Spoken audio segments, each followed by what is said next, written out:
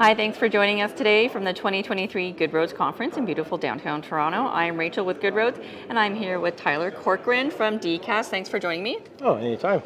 So we're going to talk a little bit today about your product and your real strategic vision for this product. Right. So it's the IFC 25 is what we call it. IFC stands for Integrated Frame and Cover. 25 represents the 25-year material guarantee that we offer on the product as well. About 10 or 12 years ago, we kind of identified an ongoing issue with roadways. Everybody sees it when you drive down almost any road in Ontario, really.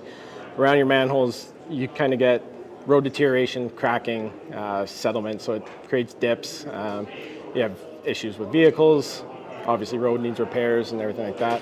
So this system solves those issues and just saves money for the taxpayers, the city, and just makes for better roads. Mm-hmm. Especially now when municipalities are looking at asset management and minimum maintenance standards, right, and how they can get the best bang for their buck, right, long term. Absolutely. So tell me a little bit about like the specific problems and solutions that it brings for a municipality when it comes to roads and infrastructure. So there's two main issues that we've identified with maintenance holes in general.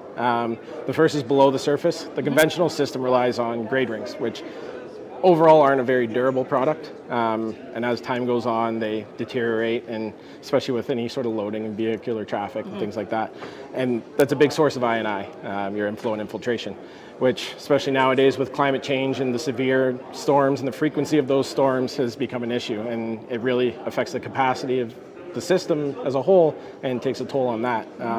So by eliminating the grade rings and going to a single precast adjustment unit, which is still available in 50 millimeter increments, just as a grade ring would be, which gets grouted into place in monolithic structure, you eliminate the I&I that way. The second stage, I guess, or second solution is at the road level itself.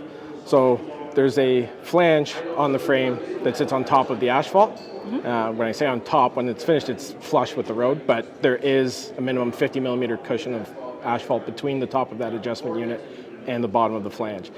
That all gets rolled over when the pavement is placed, so it sits flush with the road, and it acts as a cushion for any traffic and any loading going over top. The nice thing too with the frame is it has a barrel that sits inside the unit. It's a 9-inch barrel, so it's telescopic essentially, and when you have your freeze-thaw cycle in the winters, road heaves and moves up and down, the frame moves with it, so you don't have any of that settlement or avenues and right, like that. Really important in Canadian winters, right, in the climate here. Yeah. So, okay, great. And then, so anything else you want to add for municipalities, what they should know about it when they consider doing something like this? So the important thing is to look at it as the big picture. Look at it from the life cycle of the product, not just the upfront. It is marginally more expensive upfront. There is a little bit of a cost, a few $100s per unit, but over the life cycle, you are saving millions of dollars, not only in repairs, but also any potential claims that cities or municipalities may have from drivers who have had damage to their vehicles due to potholes around the frames or anything like that. Really important. So whether it's a new development or a rehab, there is tens of millions of dollars in savings over the life cycle of the product. Nice.